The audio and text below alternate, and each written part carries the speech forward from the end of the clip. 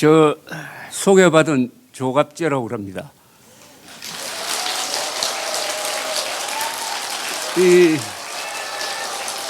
여러분들하고 만나게 된 게 여러 사람으로 인한 인연입니다. 우리 최석호 소장님은 제가 모르는 분이었는데 인천에 사시는 아주 유명한 분이 있습니다. 이 신용석 선생이라고 그 아시안 게임 유치위원장을 하셨던 조선일보 논설위원 출신인데 저도 조선일보 기자 출신이니까 같이 근무를 했습니다. 그래서 한 달 전에 우리 최석호 선생님을 소개하면서 이런 자리가 있다고 해서 여기 왔습니다. 그런데 역시 노래와 인연이 있어요. 이 신용석 선생 부친이 신태범 선생인데 인천의 아주 터줏대감이죠. 그 의사를 하신 분이고 신태범 선생의 부친은 우리나라 최초의 선장입니다. 신순성이죠 아마. 신순성, 신태범, 신용석. 이 신태범 의사님은 이 인천에서 나온 가장 유명한 노래가 뭔지 아십니까? 인천 사람이 만든 가장 유명한 노래. 그리운 금강산입니다. 최영섭 작곡, 한상혁 작사. 그래서 이 최영섭 선생하고 한상혁, 신태범 이런 분들이 서로 자주 만나고 또 어떤 자리도 마련하고 해서 그 노래가 나왔다고 한 몇 년 전에 그런 발표회가 있었습니다. 그리고 이 신용석 선생의 외삼촌이 있습니다. 바로 아까 조금 소개되어 있던데 그분이 바로 위킬이라는 가수입니다. 그 최석호 소장께서 한국 현대사와 이 대중음악의 발전을 이렇게 설명하는데 제가 앉아서 들어보니까 참 배운 게 많았습니다. 마지막이 뭡니까? 그 10월의 어느 멋진 날이죠. 김동규 편곡인데 그 10월의 어느 멋진 날은 결혼식 때 제일 많이 부른 노래 아닙니까? 10월의 어느 멋진 날하고 You Raise Me Up. 그런데 이 두 곡은 같은 작곡가에서 나온 거죠. 시크릿 가든이라고 두 사람이 만든 건데 그런데 아는 체 한다면은 10월의 어느 멋진 날은 그 원곡이 뭐냐면은 10월이 아니고 봄입니다. 봄. 세레나데 투 스프링입니다. 그런데 결혼식 이야기가 나왔으니까 말씀인데 결혼식 때 절대 안 불러야 하는 노래가 하나 있습니다. 그런데 우리나라 사람들 잘 불러요. 그게 오데니보이입니다. 오데니보이는 아일랜드 사람들이 장례식 때 부르는 노래입니다. 오늘 노래를 매개를 해가지고 여기 여러분들하고 모여서 뭐 그냥 편한 대로 이야기하겠습니다. 그냥 잡담한다고 보시면 돼요. 그 소재는 황영웅 가수인데 저는 이 황영웅 가수가 없었으면 이 자리에서 여러분들과 이런 대화도 없었을 겁니다. 그죠? 또 제가 이런 책도 쓸 리가 없습니다. 저는 해방둥입니다. 만으로는 벌써 80입니다. 1945년 저는 부산에서 살았지만 사실은 일본에서 낳고 그 다음에 저 고향인 경상북도 청송으로 돌아왔습니다. 그런데 제가 1971년부터 기자 생활을 했습니다. 그리고 벌써 54년째입니다. 요 사이도 계속 제가 취재를 해가지고 조갑제닷컴에 글도 쓰고 조갑제 TV로 방송도 하고 월간조선에 글도 쓰고 하는 그런 현역 기자로 뛰고 있습니다. 아마도 현역 기자로 뛰고 있는 언론인으로서는 제가 나이가 제일 많은 게 아닌가 하는 생각이 듭니다. 그런데 저에 대해서 흥미 계신 분들은 알아보시려면 나무 위키에 들어가서 조갑제 치면 나옵니다. 그런데 굉장히 길어요. 대통령 이력처럼 깁니다. 그렇게 길어요. 왜 긴지 아세요? 제가 기자 생활을 오래 했고 기사를 써가지고 말썽을 일으킨 적이 많습니다. 그리고 박정희, 전두환 두 정권 때 제가 신문사에서 기사 때문에 불려가서 조사받고 3분 해직이 됐습니다. 그때마다 다 돌아왔어요. 그런데 요 사이는 저를 쫓아내었던 박정희, 전두환 두 사람을 변호하는 글을 또는 책을 많이 쓰고 있습니다. 특히 박정희 대통령 전기를 13권짜리 전기를 썼습니다.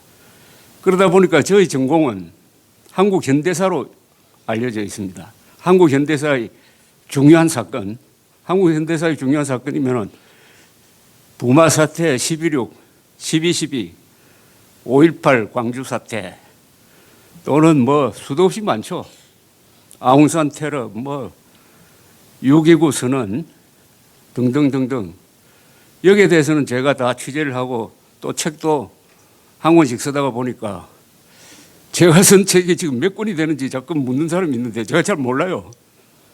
아마 70권은 될 것 같습니다. 그런데 왜 황영훈 가수에 관심을 가졌느냐 하면은 제가 비록 노래는 잘 못하지만은 노래를 참 좋아합니다. 그래서 저는 어떻게 보면은 후천적으로 약간 음치에 가까워했어요. 제가 음치로 살고 있는 분들을 취재한 적이 있어요. 정확하게 말하면 우리 부하 기자 보고 취재를 하라 했더니 음치가 왜 되느냐. 요새는 이 노래방 때문에 음치가 거의 없어졌습니다. 그죠? 음치가 왜 없느냐. 엄격한 집안에서 자라가지고 노래 부르면 혼난다 해가지고 노래를 안 부르다가 또는 이게 참 중요합니다. 처음 노래를 불렀을 때가 언제냐 하면 국민학교 다닐 때 여러 사람들이 있는 모임에서 담임선생님이 불러가지고 그 자리에서 노래를 부르라고 했다. 근데 노래를 못 불렀다. 그러면 선생님이 아주 격려를 해줘야 될 텐데 못 부른다고 비판을 했다고 그래가지고 그게 마음이 상해가지고 그 뒤부터 노래 안 부르는 사람 많습니다.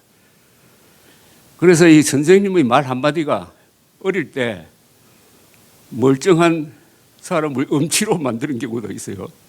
음치는 영어로는 톤 데프라고 합니다. 음정 귀머거리라는 뜻이죠. 그런데 우리나라에서 음치를 뭐라고 하는지 아세요? 음치. 우리나라에서는 음치라고 안 합니다. 옛날 분들이 귀명창이라고 했어요. 왜 귀명창이라고 했겠습니까? 음치일수록 노래에 대한 욕망이 강해가지고 귀는 뚫려 있다 이겁니다. 그래서 귀명창이라 불렀어요. 저도 귀명창에 속합니다. 귀명창. 그런데 우리나라 사람들이 참 그 여유라 그럴까요?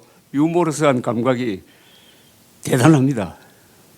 아까 쭉 그 유명한 가수나 노래 이렇게 설명할 때 인상적으로 보았던 게 부산 경남 사람이 우리 대중가요의 작사, 작곡, 노래 한 반 정도 차지하지 않을까 하는 그런 생각이 들었어요. 아까도 보니까 남인수, 진주 사람이죠. 또 현인은 부산 사람입니다. 저는 경상북도에서 자랐고 나중에 학교를 부산에서 다녀서 그래서 경상북도 사람하고 경상남도 사람의 차이를 제가 잘 알아요.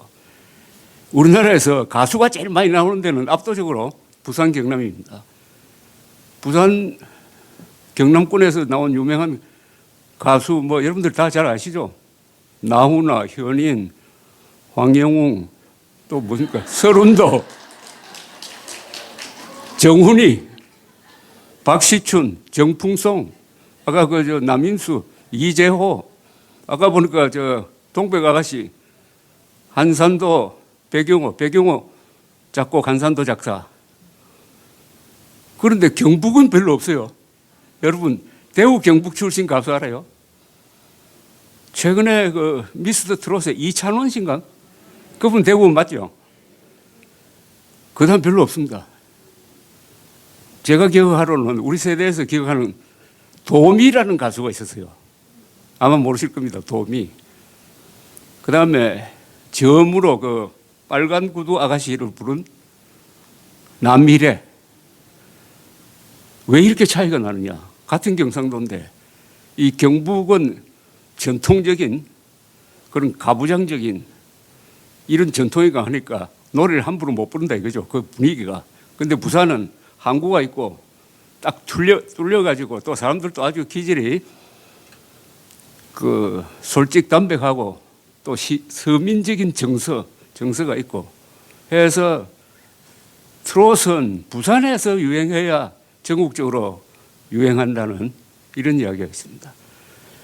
아까 그 정훈이 씨는 아까 나오진 않았습니다만은 이 살다가 보면은 어떤 노래와 이렇게 깊은 인연을 갖게 되는 경우가 많은데 저에게는 정훈이가 부른 안개란 노래입니다. 안개란 노래가 나온 게 1967년 아마 정훈이 씨가 10대 후반일 거예요. 저는 그때 공군 사병으로 고지 레이더 사이트에서 근무를 하고 있었습니다. 점심때만 되면은 노래가 나와요. 그런데 우리 부대에서는 판이 하나밖에 없었어요. 계속 정훈이 안개만 듣고 살았습니다. 제가 계산해 보니까 아마 1000번 이상 들었을 거라. 점심때만 나오니까. 그런데 우리 부대가 1219m 되는 고지에 있어가지고 정말 안개가 자욱한 위로 이 정훈이 씨의 지금도 뭐 목소리가 많이 안 변했더라고요. 아주 청아한 목소리로 안개가 나오는데 안개 위로 안개가 나오는데 그 장면을 아주 잊을 수가 없습니다. 요사이 유튜브를 검색해 보니까 정서주라는 또 아주 굉장한 가수 한 사람 나타났죠. 정서주. 미스 트롯 3에서 우승을 했는데 16살. 이 아가씨도 부산입니다. 그 정훈이, 정서주 같이 둘이가 부르는 듀엣으로 부르는 안개가 들어보니까 아주 근사했습니다. 이러다 보니까 제가 부산 선전하고 있는데 자 그러면은 황영우 가수하고 왜 인연을 맺게 되었느냐 설명을 좀 드리겠습니다. 황영우 가수는 불타는 트롯맨에 나와서 노래할 때부터 제가 노래를 참 잘한다 정도 이제 알았어요. 그러다가 언론에서 제일 처음에 문신 이야기가 나오더라고요. 문신? 아니, 문신하는 게 죄가 되나? 그거 참 이상하다. 근데 그 문신한 게 뭐 조폭스럽다 뭐 이렇게 나오더라고요. 조폭스러운지 안 스러운지는 기자 지 마음대로 쓰는 건데 그게 점점점 커지더니 나중에 뭐 학폭이다. 이러다가 6억 원 상금 앞두고 그만둔 거죠. 그때부터 제가 좀 이상하게 생각했습니다. 이게 학폭이 맞나?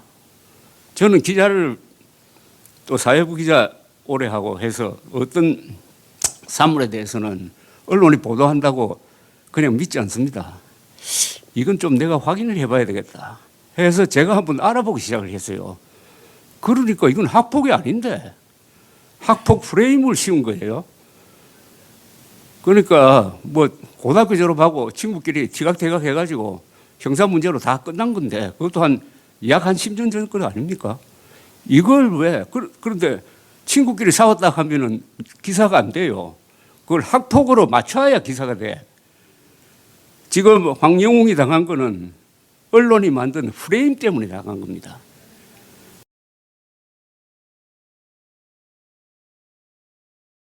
그냥 친구끼리 싸우다가 뭐 벌금 내고 화해했다. 끝이에요, 그냥. 그게 무슨 뉴스가 됩니까? 그런데 그걸 학폭으로 연결시켜야 돼요. 학폭으로 연결시키면 기사가 커지거든. 그런데 무리하게 학폭으로 하려니까 실화탐사대 그 MBC 그 고약한 프로를 보니까 취재하는 애들이 취재하는 그걸 기자라고 불러야 될지는 참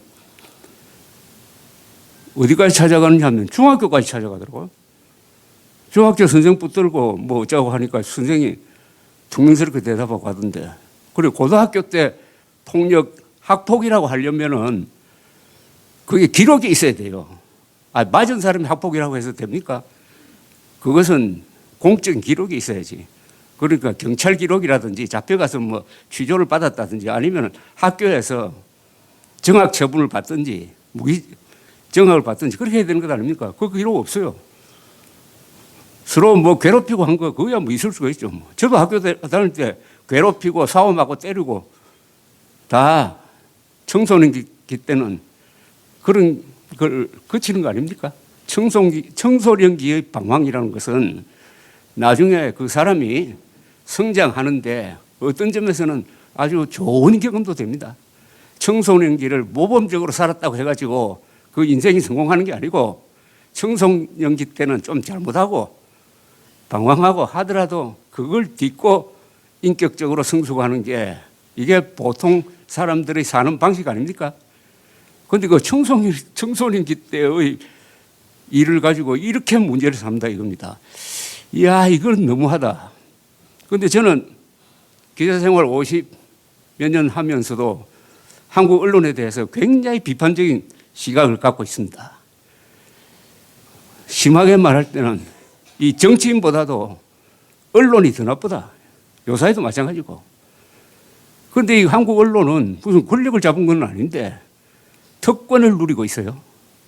세계 어떤 언론인보다도 세계 어떤 기자들보다도 한국의 기자들이 실력에 비해서 너무 많은 권한을 행사하고 있습니다. 그 언론계에 50년 동안 반세기 이상 몸을 담은 제가 그렇게 이야기해야 되는 게 좀 슬픈데 다만 저는 기자 생활 50 몇 년 하면서 기자의 정도를 걸어가려고 노력을 했고 그건 언론계 안에서도 알아주니까 제가 기자를 비판하면은 최소한 저에 대해서 비판하는 사람은 없어요. 그건 어떻게 보면 저의 특권입니다. 그래서 그 뒤부터 황영웅을 비판하는 언론을 제가 비판하기 시작했습니다. 지금도 기억되는 게 아주 고약한 제목, 이런 제목이 있었어요. 전과자 황영웅 갱생 실패. 이야, 이런 명예훼손과 인격 말살이 어디 있느냐. 아니, 어떤 사람 앞에 전과자로 붙이려면 우리나라 국민들 한 30%가 전과자입니다. 국회의원 30% 이상이 전과자예요. 그럼 어느 국회의원 앞에다가 항상 전과자 어느 의원 이렇게 붙여야 이게 공평한 거 아닙니까? 그리고 갱생 실패라는 게 이게 말이 되느냐. 인간이라는 것은 항상 잘못한 걸 뉘우치고 다시 일어나고 하는 존재인데 갱생 실패라고 그러면은 29밖에 안 되는 황영웅이 앞으로 영원히 재기불능이라는 이야기냐. 이런 악담을 하는 게 도대체 이게 언론이라고 볼 수 있느냐. 그래서 제가 말을 하나 만들어냈습니다. 제가 이 황영웅 이야기를 쓰면서 말을 하나 만들었는데 이걸 조금 더 유행시켜야 될 것 같아요. 그게 뭐냐면 은폭입니다.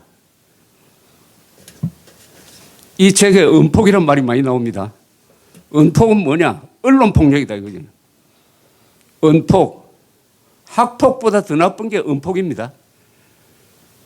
황영웅에 관한하는 학폭은 존재하지 않아요. 은폭, 언론이 폭력적으로 황영웅이라는 한 힘없는 금방 무대에 오르기 시작한 힘없는 가수를 전 언론이 그것도 문신 가지고 합쳐가지고 비판한다. 그래서 제가 은폭이라는 프레임을 하나 만들었으니까 앞으로 이건 여러분들이 언론으로부터 피해를 당하면 그 말을 많이 쓰십시오. 은폭. 그런데 또 다른 현상이 하나 생기기 시작했습니다. 이 황영웅 가수를 좋아하는 사람들이 뭉치기 시작하더라고요. 아마 여기 계시는 분들 맞죠? 그래서 우리나라 이 예술 문화계에 어떤 스타나 가수가 전 언론으로부터 두드러기 맞고 쓰러졌을 때 모이기 시작하고 일으키려고 하는 그런 사람들이 과거에도 있었을까 하는 생각이 들었어요. 잘 나갈 때 팬으로 모이는 거는 그거 뭐 당연지사인데 쓰러져 가지고 이 끝장났다고 보는 사람을 살리기 위해서 왜 이렇게 모였느냐. 그런데 결국 그게 성공했지 않습니까? 작년에 이제 복귀해 가지고 2차례 공연도 하고, 그래서 저는 황영웅 신드롬이란 말을 쓰려고 하는데, 황영웅 신드롬은 우리나라 문화예술계에서 특이한 사건입니다. 한 가수가 이렇게 많은 언론으로부터 이렇게 두들겨 맞고도 재기할 수 있었다. 그것도 화려하게 재기할 수 있었다 하는 것은 획기적인 사건입니다. 아마 최초의 사건이 아닌가 생각됩니다. 그럼 그게 어디서 나왔느냐?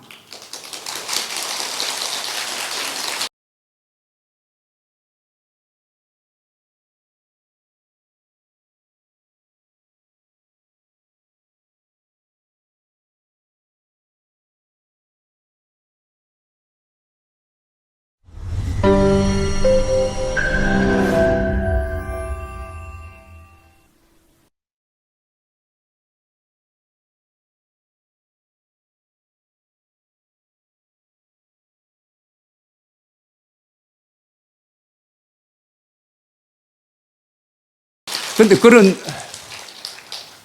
기적적인 재기의 힘이 어디서 나왔겠느냐, 이걸 좀 설명을 드리려고 하는데, 여러분은 어떻게 생각하십니까? 어떻게 해서 황영웅 가수가 재기했다고 생각하십니까? 모성애. 그렇죠. 뭐 원래 잘 되는 거는 어느 한 글로 설명할 수가 없습니다. 그죠? 여러 가지로 설명할 수 있는데, 제가 보기에는 황영웅 가수의 노래죠, 노래. 예. 노래 못 부르는 사람이 억울하게 당하면은 그 누가 동정하지 않을 겁니다. 그죠? 노래 잘 부르는 사람이, 노래를 기가 막히게 부르는 사람이, 어떻게 보면은 가창력에서 현재 한국 가수 중에서 뭐 많은 사람이 최고라고 하는 사람이 있어요. 최고라고 하는 사람. 노래 하나만 보면은 최고라고 하는 가수가 얼토당토 않는 누명을 쓰고 쓰러지니까 그 가수에 대한 인간적 동정심도 있고, 그 노래가 아깝고 해가지고 여러분들이 뭉친 거 아닙니까? 예. 그래서 그런 사람은 천재입니다, 천재. 제가 이 책에서 몇 번 썼는데, 천재는 원래 약한 사람이에요. 천재는 어떤 존재냐? 그 사람이 음악의 천재든 미술의 천재든 그 사람은 하나에 집중하는 사람입니다. 다른 것은 생략합니다. 그러니까 천재 보고 니 왜 그렇게 예절이 없나 하는 것은 말도 아닌 이야기입니다. 천재는 그런 것을 생략하고 오로지 자기가 이루려고 하는데 집중함으로 다른 것은 소홀하기 마련이에요. 천재는 예의 바른 사람이 아닙니다. 천재는 상당 부분 성격이 괴팍하고 무례하고, 그래도 그 사람을 인정해야 하는 것은 바로 그런 천재가 부르는 노래, 그 사람이 그린 그림, 선 문학을 통해서 많은 사람이 위안을 받기 때문입니다. 그래서 천재는 알아주는 사람이 있어야 돼요. 우리나라는 요새는 많이 달라졌습니다만 옛날에는 천재를 알아주지 않았어요. 알아주지 않는 사람들 속에서 얼마나 수많은 천재들이 작품을 남기지 못하고 쓰러져 갔느냐 생각하면 참 그렇습니다. 도공, 일본으로 건너가서 도공으로서 출세한 사람 이야기가 많이 있는데, 그 도공이 일본으로 임신들한테 붙들려 가지 않았으면, 조선에 남아 있었으면 우리 이름도 모릅니다. 일본 사람들은 기술자를, 전문가를 다 존중함으로 그런 사람들이 일본에 가가지고 이름을 떨치게 되었습니다. 백남준 비디오 아티스트, 그분이 한국에 있었으면 세계적 예술가가 될 수 없었을 것입니다. 그래서 이 천재를 알아주는 사람이 많아야 되고, 뭐 보호를 해야 됩니다. 보호를. 그런데 이 언론은, 한국 언론은 보호를 하는 정도가 아니라 보호는커녕 말도 안 되는 걸 가지고 꼬투리를 잡아가지고 이렇게 사람을 잡는데, 그래도 황영웅 팬들은 첫째, 노래를 알아주는 귀가 밝은 사람이고, 사람을, 약한 사람, 억울한 사람을 동정할 수 있는 마음이 맑은 사람, 귀가 맑은 사람과 이 가슴이 따뜻한 사람들이 아마 제가 짐작하기로는 황영웅 팬들 같아요.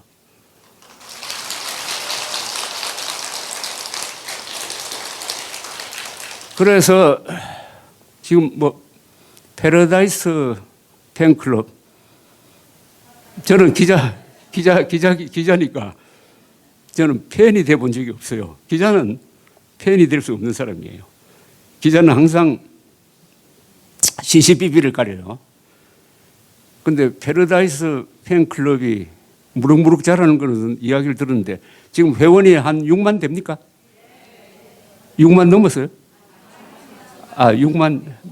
하여튼 굉장합니다. 그죠? 어떤 점에서 굉장하냐 하면은 아까 말씀드렸던 대로 잘 나갈 때 생긴 팬클럽이 아니라 넘어졌을 때, 쓰러졌을 때, 매 맞고 있을 때 모였다는 점에서 제가 콘서트에 가서 만나보니까 오늘 또 그런 느낌을 받았습니다만은 이 황영웅 팬클럽이 수준이 굉장히 높더라고요. 그런 분들이니까. 그리고 또 가보면은 무슨 아주 동지적 유대관계라고 그럴까요? 그리고 매너가 참 좋더라고요, 매너. 저도 콘서트를 몇 분 갔어요. 처음 작년에 겨울 콘서트 할 때는 그때 제가 유럽에 있는 딸 집에 가서 가지는 못했고 우리 딸이 대신 갔다 와서 저한테 전해주는 이야기를 들었습니다. 그리고 이번에 뭡니까? 봄날의 고백입니까? 거기 때는 3분 갔습니다. 수원, 두 번째는 여기 5월 초에 올림픽 홀, 세 번째는 창원, 3번 갔는데 다 좋았어요. 저도 감탄을 했습니다. 나이 30에 저 정도로 무대 장악력이 있고 노래 잘 부르는 건 다 알겠는데 3시간 동안 말을 어떻게 저렇게 잘할까?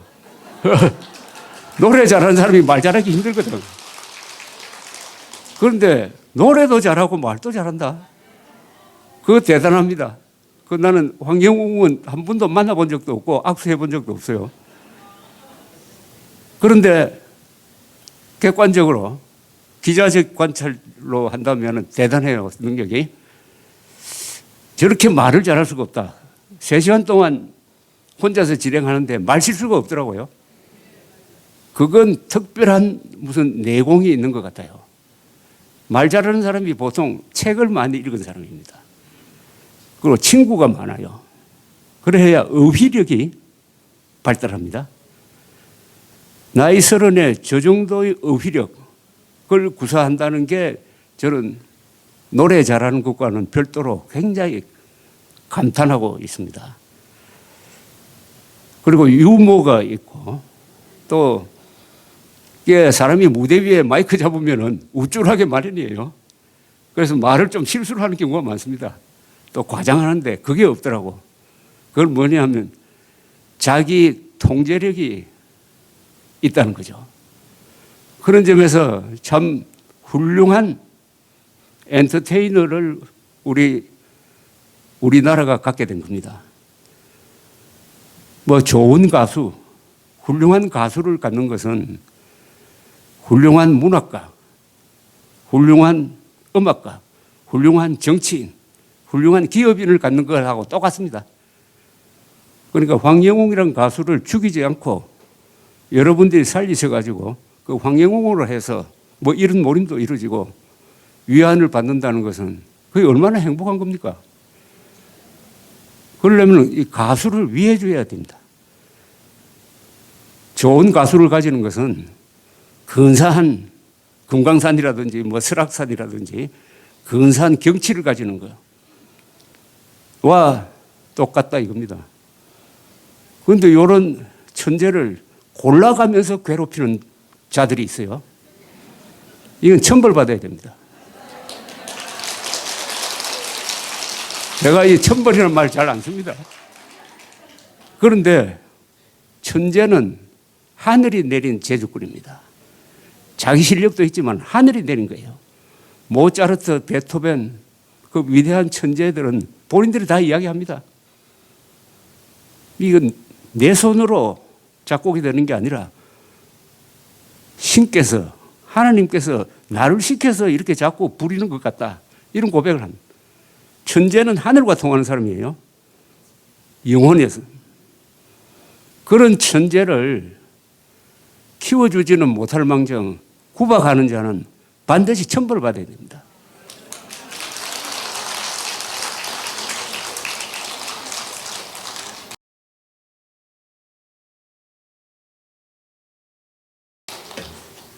그런데 이 황영웅 현상은 상당히 이게 어떤 정치적인, 사회학적인 또는 심리적인 이런 배경을 갖고 있다고 생각합니다.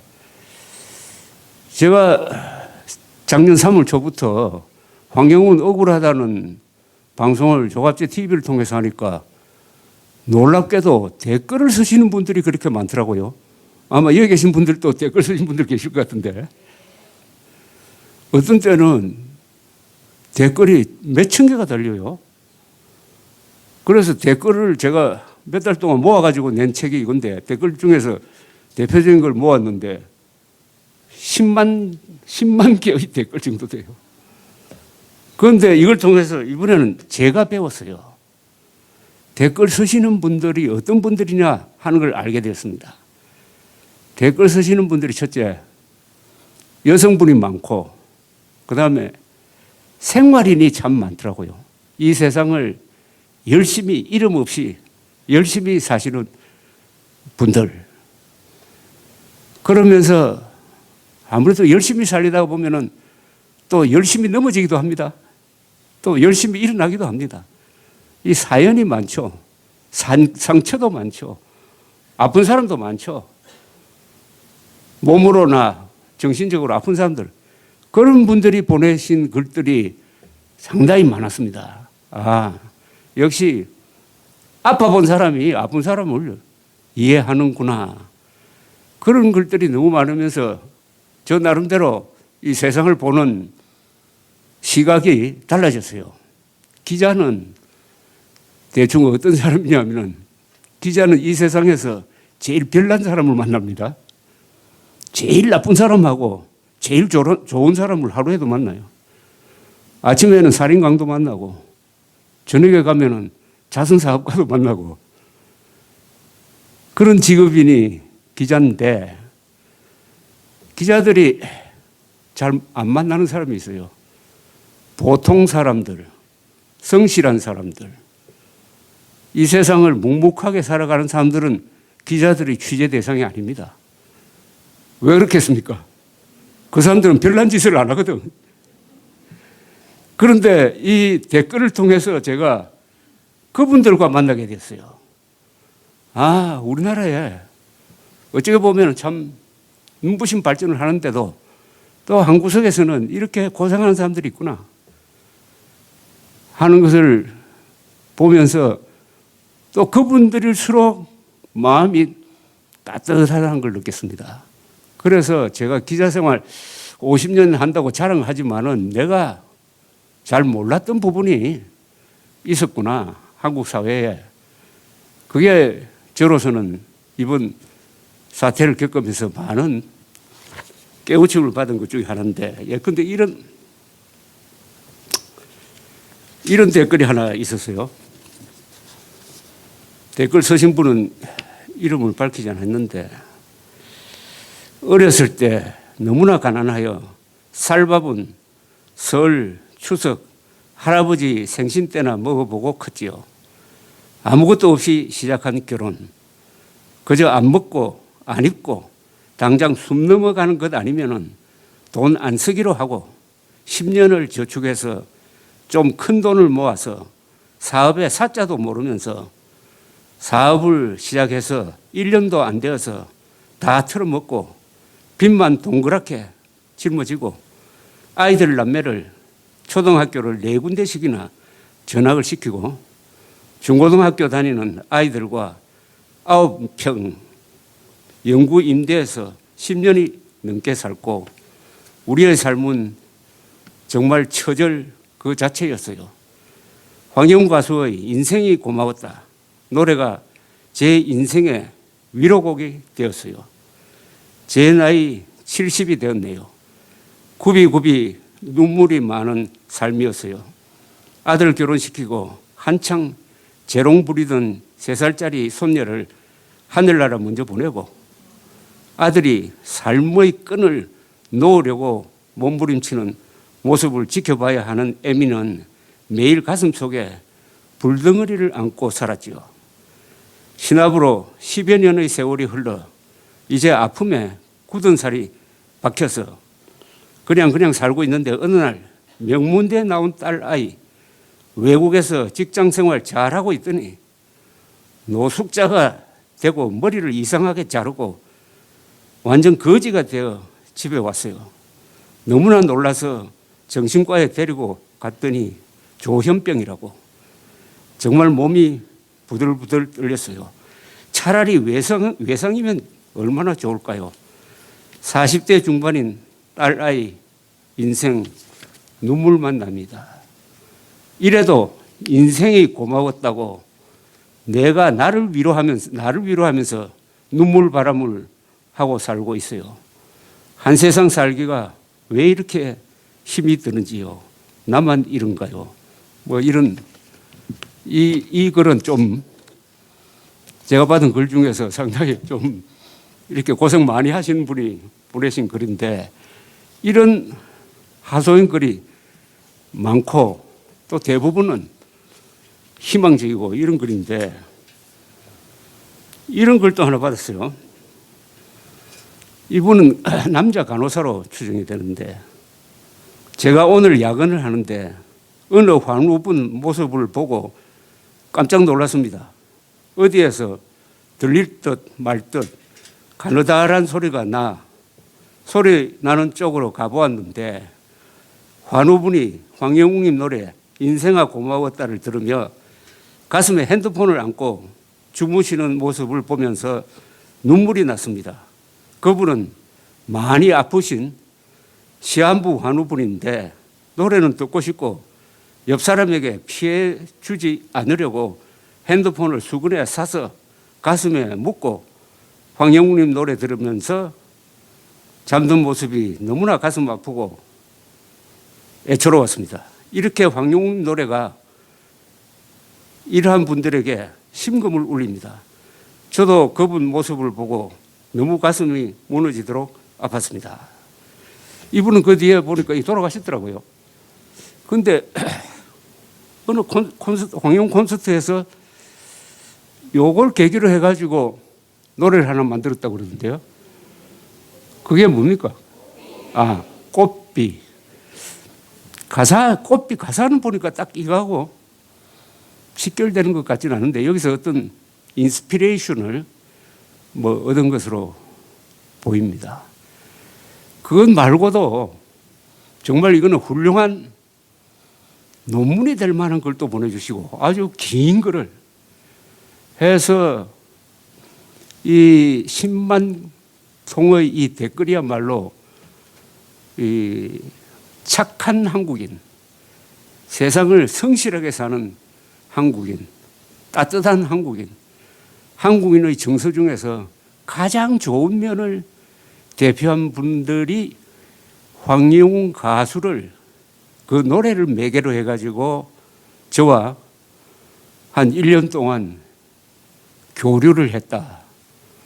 그래서 이게 아까워서 제가 작년 11월에 이 책을 냈습니다. 그러니까 복귀했다는 게 한다는 게 확인되고 나서 낸 책이었습니다. 여기에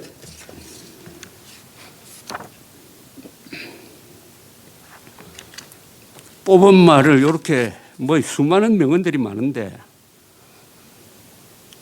주옥과 같은 댓글 편지들 해가지고 몇 개 뽑았습니다. 선생님 말씀 맞습니다. 자유민주 사회를 사는 국민은 가수의 노래를 들을 자격이 있습니다. 가수 노래 듣기 싫으면 안 들으면 되지. 저한테는 황영웅 님이 제 생명의 은인입니다. 그래서 제가 살아있는 한 황영웅을 지키기로 결심했어요. 황영웅은 저의 막내 아들입니다. 이 황영웅 노래를 듣고 우울증을 치료했다는 사람도 있고 암투병을 잘하고 있다는 그런 사람들이 의외로 많았어요. 저는 이 부분은 별도로 의사들이 한번 연구를 해보면 좋겠다는 생각이 들었습니다. 그걸 치유력, 황영웅 노래가 가지고 있는 게 두 가지인데 하나는 선한 영향력, 즉 많은 사람들이 마음을 어루만져주고 사람을 착하게 만드는, 그 다음에 그보다 훨씬 더 치유력도 있는 것 같다고 생각합니다. 선생님 덕분에 드디어 오늘 같은 날이 오는군요. 우리 황영웅 가수가 대구 정모에 내려온다니 새벽부터 마음이 설레 일찍 일어나 가수님 노래를 듣고 우리 가수님 영접에 두둥실 마음이 들떠 얼마나 행복하고 즐거운지 몰라요. 이렇게 세상 살맛을 느끼게 하는 가수는 생전 처음이랍니다. 힘차면서도 부드러운 중저음으로 빛깔과 호흡을 마치 첼로 현위를 오가듯이 조화롭게 자유자재로 조절해가며 깊은 몰입 속에서 혼신을 다하여 부르는 노래가 놀라웠습니다.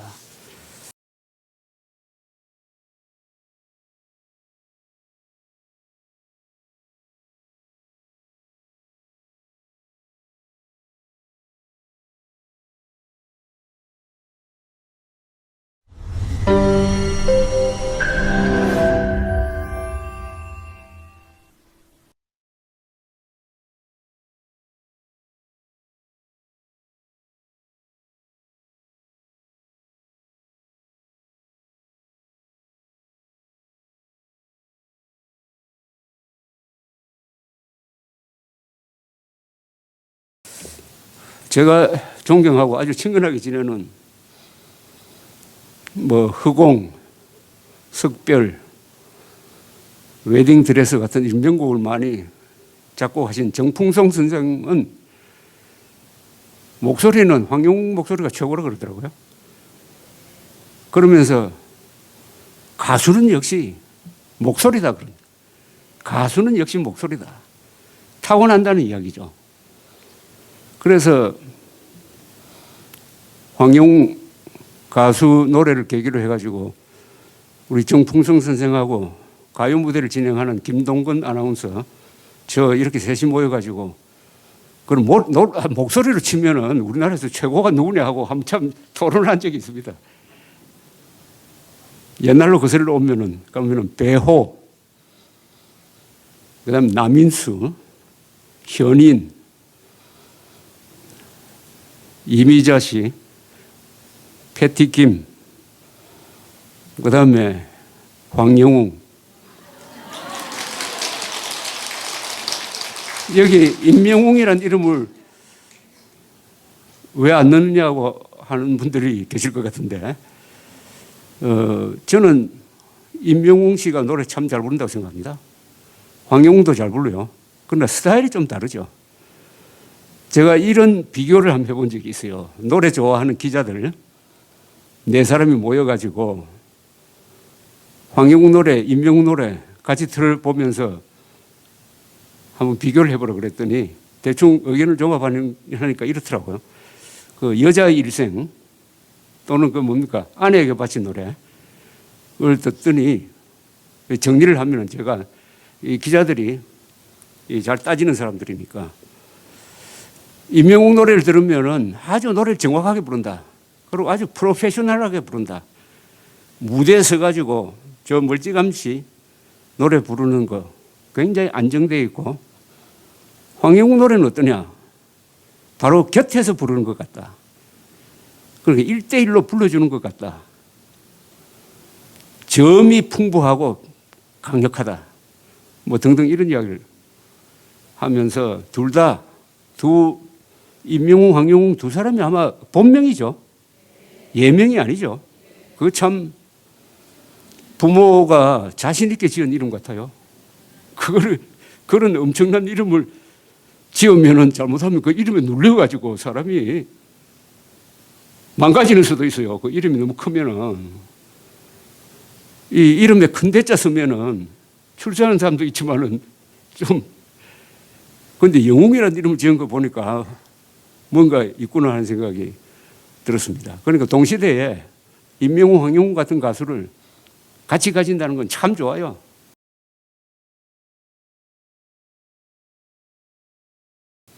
옛날에 남진, 나훈아 같은 시대에 있었지 않습니까?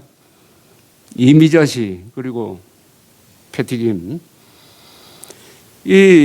여러분들 혹시 보시는지 모르겠는데 제가 권합니다. 노래 좋아하시는 분들은 조단조단 TV라고 있어요. 조단조단 TV 보면은 이분이 얼마나 노래를 깐깐하게 분석을 하는지, 그래서 제가 한번 만나봤습니다. 도대체 이분이 어떤 분인지. 70대 후반에 컴퓨터 프로그래머예요. 컴퓨터 관련 책을 써가지고 돈도 많이 번 사람입니다. 근데 들어보면은 정확합니다. 본인도 노래 잘 부르지만은. 그래서 이분은 어떤 식으로 분석하느냐면 악보를 딱 펴놓고 악보대로 부르느냐 안 부르느냐를 가지고 채점을 해요. 이분의 주의 주장은 작곡가만큼 그 노래에 신묘를 기울이는 사람이 없으니까 작곡가가 하라는 대로 불러야 된다 이거예요. 그래서 편곡을 한다든지, 편곡은 좀 다른 차원인데 하여튼 멋대로 부르는 걸 그렇게 싫어하더라고. 근데 이분이 가장 극찬하는 사람이 황영웅이더라고. 특히 그 아내에게 바치는 노래. 그 다음에 뭐죠 그거? 비상. 임재범이 불렀던 비상을 황영웅이 불렀던. 그 다음 나훈아 씨가 불렀던 망모란 노래가 있죠. 그것도 우리 황영웅 가수. 그 세 개 노래를 분석을 할 때는 음정, 박자, 발성, 강약 완벽하다. 그러면서 뭔가 있다. 이 사람 목소리에는 그 뭔가가 있다 하면서 아주 기록에 남을 만한 코멘트를 했어요. 황영웅 노래 들으면은 한국어가 이렇게 아름다운 줄 알게 되었다는 겁니다. 저는 이게 최고의 찬사라고 생각합니다. 이 노래는 가사 전달이 먼저입니다. 그러니까 곡에 입혀서 가사를 전달하는 게 실패하면 안 되죠. 가사를 정확하게 전달하려면 음정 박자 맞아야 되고 발성이 정확해야 돼요. 그래서 조단 선생의 이야기로는 시옷 발음은 나훈아 씨가 최고고, 리얼 발음은 배우가 최고고, 미음 발음은 뭐 황영웅이 최고다. 뭐 이런 식으로 이야기합니다. 그러니까 한국어가 여러 가지 우수하다는 이야기를 하는데 뭐 세종대왕이 만들었으니까 얼마나 우수하겠습니까? 특히 이렇게 발성이 아름답다 하는 이야기를 한 사람은 처음인 것 같아요. 그것은 황영웅 노래를 통해서 그런 이야기를 할 수 있도록 얼마나 좋습니까? 지금 영어 노래가 세계를 휩쓰는 게 뭐겠습니까? 영어의 발음이거든요. 발음. 또 일본 노래가 만만치 않습니다. 그건 일본의 발음의 아름다움. 동시에 한국이 이렇게 BTS부터 이미자 씨, 황영웅 이런 식으로 이어지면서 세계를 휩쓸고 있는 것도 한국 사람들의 발음, 즉 한국의 아름다움에 있다고 이야기를 했습니다.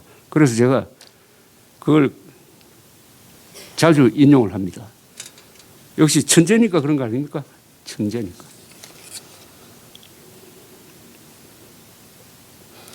그 다음에 이 황영웅 신드롬은 상당히 정치사회적인 의미가 있어요. 황영웅이라는 사람이 좋은 대학 나오고 집안이 좋았더라면 이렇게 당했을까? 쪽으로 보는 사람들이 있어요. 그렇게 볼 면도 있겠다는 생각이 들어요. 그렇게 볼 면도. 그래서 조금 고개를 갸우뚱하고 있던 차에 그걸 딱 짚어서 저한테 또 기나긴 댓글을 써주신 분이 있었습니다.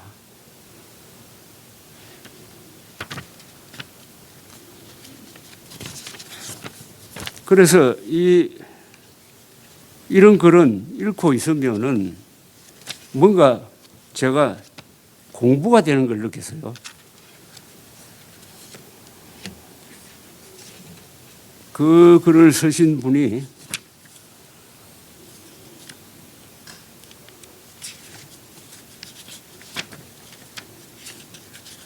이란 분인데 한번 제가 읽어드리겠습니다. 이게 명문입니다. 저는 주필님께 불타는 트롯맨 듀엣 비나리를 한번 봐주십시오 하고 감히 청합니다. 두 사람이 같이 서 있는 사진은 시사하는 바가 크다고 봅니다. 한쪽은 한국 최고 학벌과 모든 것을 갖춘 분이고 황영우 가수는 공장에서 일하던 배움도 짧고 가진 거라고는 타고난 재주 하나밖에 없는 사람입니다. 이 두 사람은 한국 사회에서 이 경연 무대가 아니었다면 서로 만날 일이 전혀 없었을 겁니다. 이 사회는 지금 학벌, 빈부, 부모 찬스 하다못해 키와 외모로까지 사람을 줄 세우고 있습니다. 말씀하신 대로 아무것도 없는 황영우 가수는 언론에서 만만하게 봤습니다.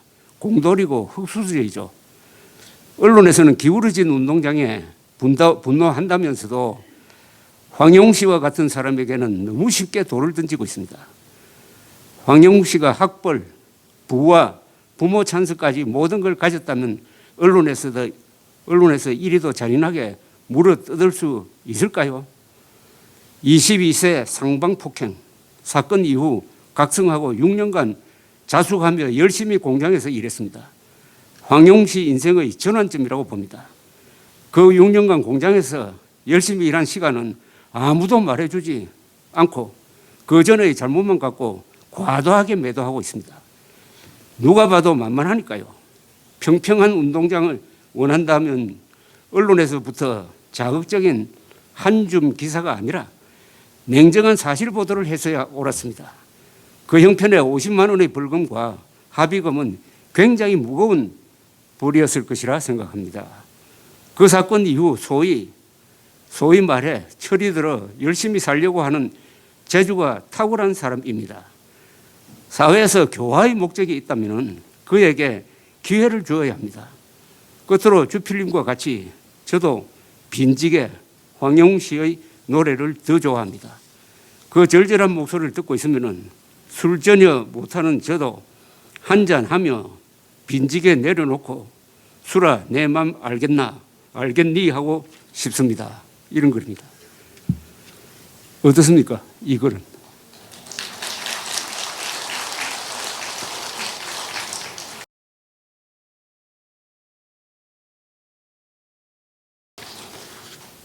제가 이 기자 생활을 하면서 제일 기쁠 때가 있습니다. 좋은 글을 읽을 때입니다. 제가 좋은 기사를 쓸 때도 기분이 좋지만은 다른 분이 쓴 좋은 글이 오면은 그걸 읽을 때마다 저도 힘이 생기고 그걸 다른 사람한테 소개를 해주고 싶어요. 그래서 이 좋은 글, 그게 댓글이든지 뭐 책이든지 좋은 일은 사람을 격려합니다. 힘이 나게 만듭니다. 또 하나, 이건 약간 긴데 하나 또 하나 소개해 드릴게요. 이 글은 제가 운영하는 조갑제닷컴에 태극당이라는 필명으로 쓰신 분인데 제 짐작으로는 연세가 아마 한 70, 60 되지 않을까 생각이 듭니다. 무슨 사람 죽인 줄 알았다. 분별 이런 언론이 만드는 위선적 도덕 전체주의화가 계속 사람 잡고 있다. TV는 거의 안 봐서 잘 모르겠고 하여간 근래 활자 매체에서 황영욱이라는 사람 이야기가 제법 나오더라. 폭력이 어떻고 문신이 어떻고 여기저기 말이 많기에 처음에는 황영욱이라는 젊은이가 무슨 사람을 폐죽인 줄 알았다.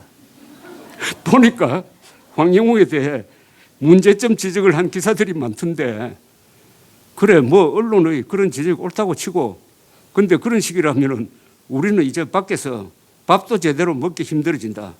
한번 보자. 노래로 1등을 뽑는 경연 프로그램은 출연 가수들의 정과조회를 할 권리도 의무도 없다.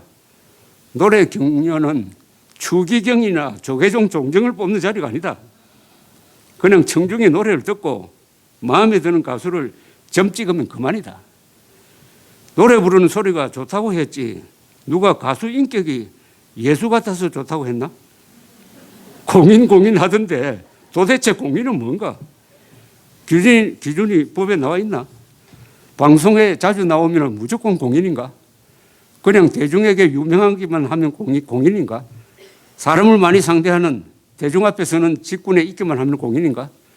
그러면 유명한 절도범, 방송 출연한 적이 있는 조폭두목들도 공인인가?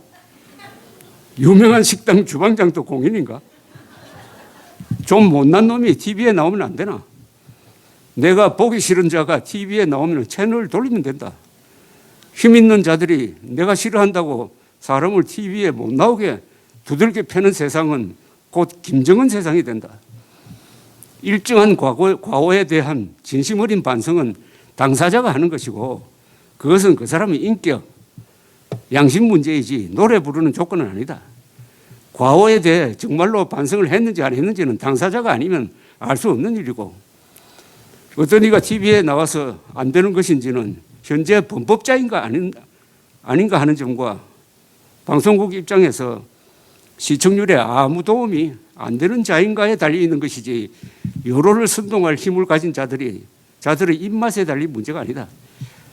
공중파는 결국 우리 모두의 것이지 힘센 사람, 도덕군자들의 전유물은 아니다. 듣기 싫은 노래에 채널 돌릴 권한과 자유가 있듯이 내가 좋아하는 노래 들을 권리도 있는 것이다. 대중 앞에 나서는 사람, 나서는 다른 일과는 달리 방송 출연이라는 신성한 것이라 치자. 그래서 그런 데 나와서 노래를 불러서는 안 되는 정도의 사람이 출연해 문제가 됐다면 그런 사람을 끌어내지 못하고 방송에 내보낸 무능한 방송사가 더 잘못이지, 가수 지망생이 혼자 두들겨 맞아야 하나?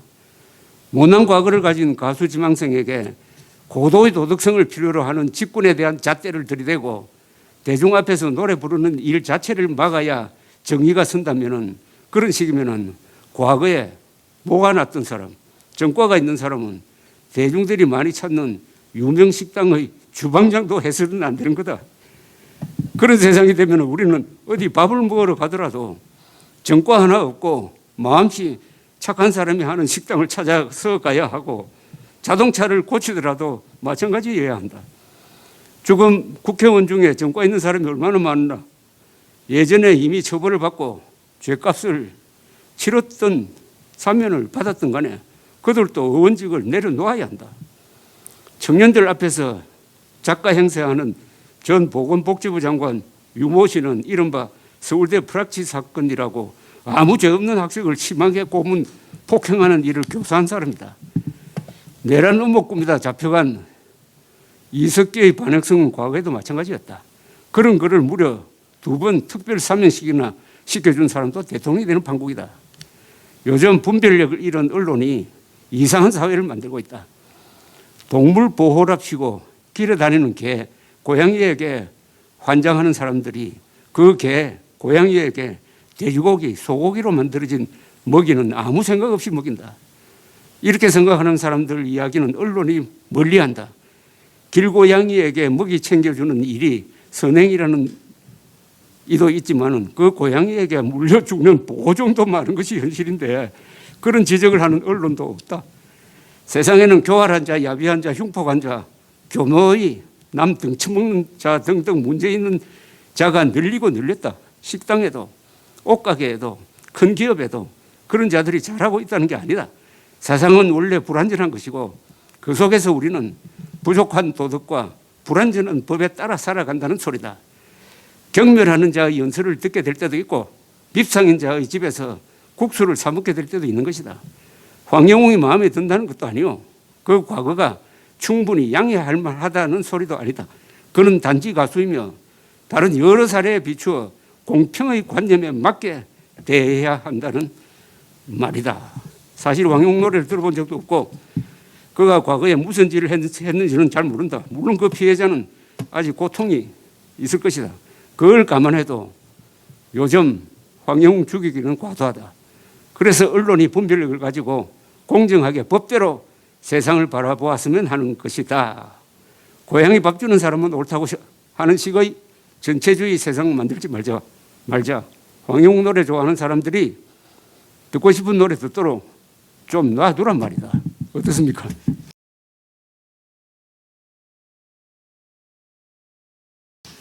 이게 이 황영웅 사건을 두고 벌어지고 있는 한국 사회의 위선을 고발하는 겁니다. 위선. 황영웅에게 적용했던 문신 그리고 폭력 이걸로 해가지고 황영웅에게 무대에 설 자격을 박탈한다는 그런 기준을 세상 만사에 다 공평하게 적용하면 어떻게 되느냐 이겁니다. 이분 말대로 생활이 불가능하죠. 우선 국회의원 중에 30%는 나가야 합니다. 옷 벗어야 합니다. 지나간 건 지나간 겁니다. 지나간 건 지나간 거예요. 그래서 황영웅 신드롬은 이처럼 한국 사회가 가지고 있는 여러 모순점을 보이면서 또한 해결책까지 주고 있다고 생각합니다. 그 해결책을 만든 분이 여기 계신 분들이에요. 여기 계신 분들. 황영웅은 노래를 잘한다. 그 노래를 듣고 위안을 받는 사람이 너무나 많다. 아픈 사람, 쓰러진 사람일수록 그렇다.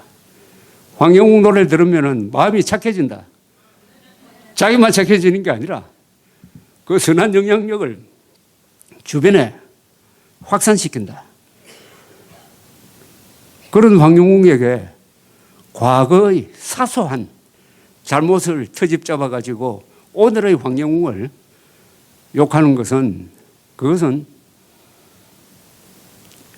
인간 자체에 대한 모독일 뿐만 아니라 많은 한국인들이 누려야 할 행복을 말살하는 것이다. 뭐 이렇게 정의를 한다면은 그런 황영웅을 쓰러졌을 때 찾아가가지고 이렇게 일으켜 세운 분들 이야기는 지금까지만 해도 아주 훌륭한 휴먼 스토리이고 드라마이고 지금도 이런 자리를 통해서 또는 앞으로 계속될 것으로 보인다면은 언젠가는 이런 이야기가 다 영화로도 나오고 소설로도 나오고 그리고 무엇보다도 황영웅 씨가 조금 더 큰 무대에서 당당하게 노래하면은 이 선한 영향력이 더 많은 사람들에게 미칠 것이라는 생각을 해보았습니다. 다만 제가 콘서트를 들으면서 이런 건 느꼈어요. 이 콘서트장이 너무 크잖아요. 그죠? 한 5,000명, 7,000명 들어오더라고요. 그러니까 그 노래는 정확하게 전달이 되지 않아요. 그 울림도 있고. 그래서 노래만 집중해서 들으려면은 역시 음반이 가장 좋다는 생각이 들었습니다. 그래서 최근에 뭐 나온다면서요? 그게 발매가 되고 있습니까, 지금? 예. 그게 10곡쯤 들어있습니까? 10곡 더? 12곡. 예, 12곡. 그런 노래를 통해서 지금까지 만든 노래도 다 좋더라고요. 저는 아까 그 함께 해요라는 노래가 제일 좋았습니다. 그 가사가 저 노래가 앞으로 더 많이 유행하고 또 새로 만든 노래 중에서 히트곡이 생기고 하면은 여러분들이 바라는 공중파 무대에서 마이크 잡는 거는 그건 뭐 시간 문제라고 생각합니다. 또 그거는 별로 중요하지가 않아요. 결국 가수는 노래로 남는 겁니다. 예, 노래로 남는 겁니다. 어쨌든 황영우가 노래를 매개로 해가지고 또 우리 최석호 소장님이 저하고 이런 또 인연을 갖게 되고 해서 이런 자리가 또 10월의 어느 멋진 날 토요일에 이렇게 만들어 주신 데 대해서 그 관계자들에게 우리 최석호 소장님 여기 오신 분들에게 감사를 드립니다. 이걸로 끝내겠습니다. 고맙습니다.